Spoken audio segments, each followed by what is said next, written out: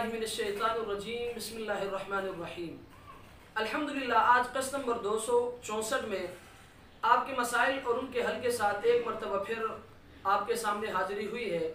मसला नंबर 1, चित्राल से मुहतरम अबरार साहब ने 3 सवालात किए हैं। उनका पहला सवाल ये है कि दौरान रोज़ा यानी रोज़े के दौरान अगर कान में दवा या तेल डाला जाए, आया इस सूरत में रोज़े में कोई फ़र्क आता है या नहीं। तो मसला ये कि अगर दौरान रोज़ा यानी रोज़े के दौरान कान में दवा या तेल डाला जाए तो इस सूरत में रोज़ा फासिद हो जाएगा, क़ज़ा लाजिम है, कफ़ारा नहीं।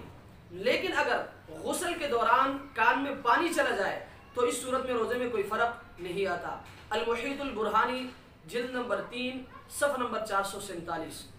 उनका दूसरा सवाल यह है कि अगर रोज़े के दौरान दांतों से खून निकलकर हलक से उतर जाए, इस सूरत में रोज़ा टूट जाता है या नहीं। तो मसला ये कि दांतों से निकले हुए खून के हलक से उतरने की 4 सूरतें हैं। पहली 3 सूरतों में रोज़ा टूट जाता है और आखिरी सूरत में रोज़े में कोई फ़र्क नहीं आता। 4 सूरतें ये हैं। नंबर 1, खून थूक पर गालिब हो। नंबर 2, खून थूक के बराबर हो। नंबर 3, इसका मज़ा हलक में महसूस हो जाए। तो इन तीनों सूरतों में रोज़ा टूट जाएगा, क़ज़ा लाजिम है लेकिन कफ़ारा नहीं। और आखिरी सूरत यह है कि इन तीनों में से कोई एक भी ना हो, यानी खून थूक पर गालिब भी ना हो और खून थूक के बराबर भी ना हो और खून का मज़हबी हलक में महसूस ना हो जाए, तो इस सूरत में रोज़े में कोई फ़र्क नहीं आता।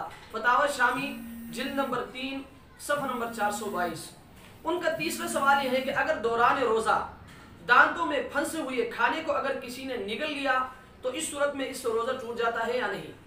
तो मसला ये कि अगर रोज़े के दौरान दांतों में फंसे हुए खाने को अगर किसी ने निगल लिया, अगर वो चने के बराबर या उससे ज़्यादा था, तो इस सूरत में रोज़ा फासिद हो जाएगा, क़ज़ा लाजिम है, कफ़ारा नहीं।